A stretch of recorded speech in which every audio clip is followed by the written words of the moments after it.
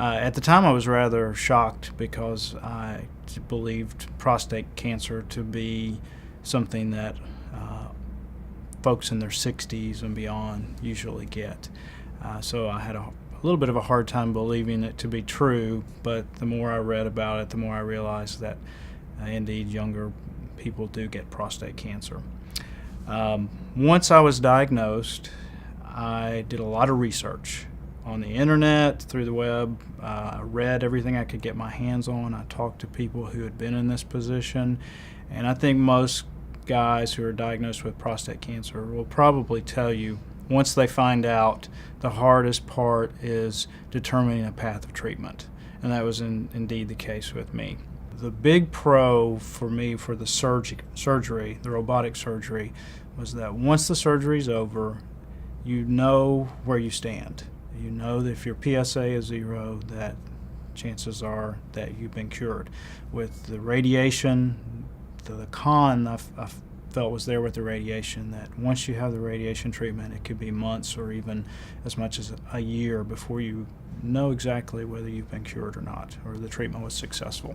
So for me, surgery came out on top. When I first came into Dr. Miller's office, I had already consulted with physicians who specialized in radiation therapy.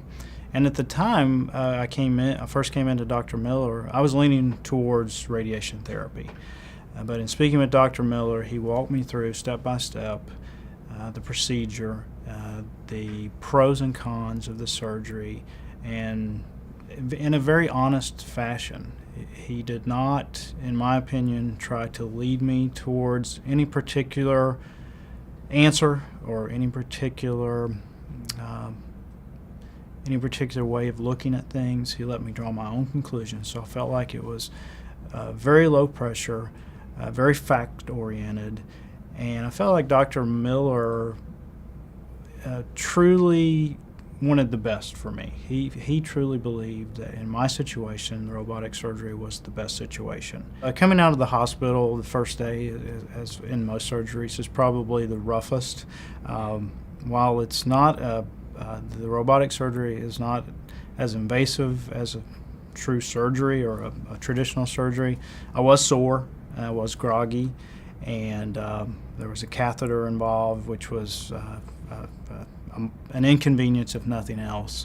I found that as the week progressed after my surgery, I became much stronger, and the pain subsided almost the next day.